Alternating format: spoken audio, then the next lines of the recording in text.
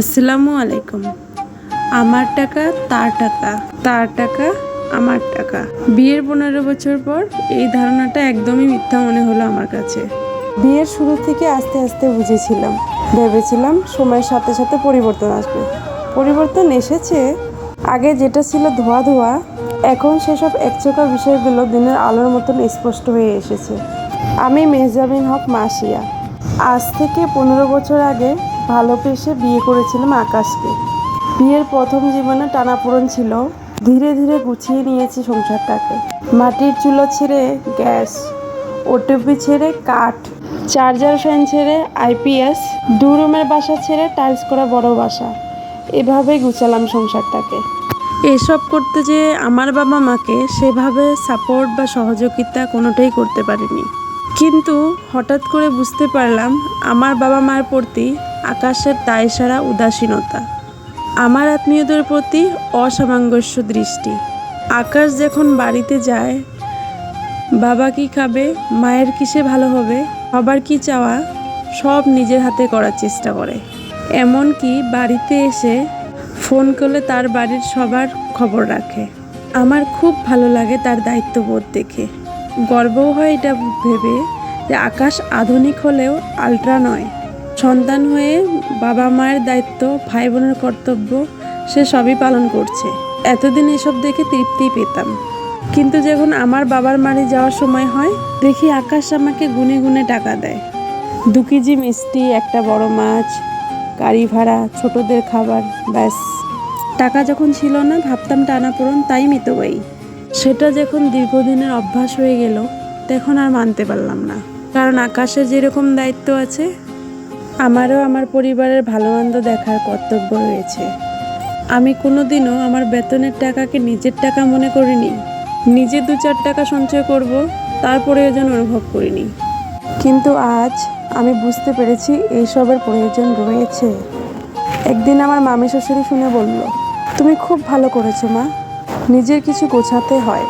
স্বামীকে বিশ্বাস করো, সমস্যা নেই, কিন্তু মনে রেখো স্বামীরা কিন্তু মহামানব নয়। ক্রমেই বুঝতে পারলাম সত্যিই তো তাই।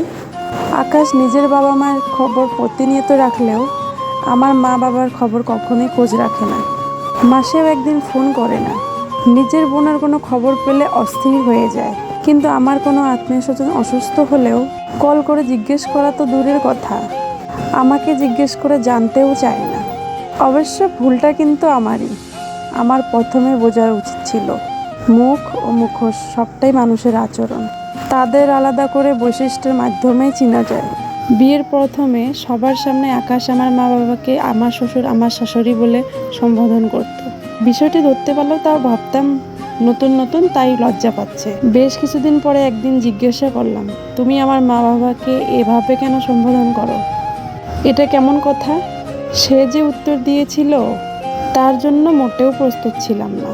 বলল, বাবা মার সামনে তোমার বাবা মাকে ডাকলে আমার বাবা মা কষ্ট পাবে। আমি হতবাক হয়ে গিয়েছিলাম সেদিন। খুব বলতে ইচ্ছে করছিল, আমিও তো আমার বাবা মার সামনে তোমার বাবা মাকে বাবা মাই বলেই ডাকি, তাদের কোনো কষ্ট হয় না নাকি? কষ্ট শুধু ছেলের বাবা মায়ের জন্য নির্ধারিত? মেয়ের বাবা মা মেয়ের সাথে সাথে তাদের সব কষ্টগুলো উপঢৌকন করে দিয়েছেন। হায় রে মানসিকতা, হায় রে আমাদের মানবিক সমাজ। সমাজ শুধু ছেলের বড় আচরণের হিসাব করতে ব্যস্ত, কিন্তু পুরুষের অনাচার কারো নজরে আসে না। কিছুই বলিনি সেদিন, কিন্তু দিন দিন এসব অসঙ্গতি খুব বেশি চোখে পড়ছিল।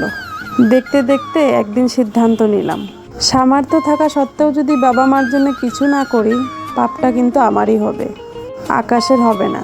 কয়েক মাস হলো বেতনের কিছু অংশ রেখে দিই।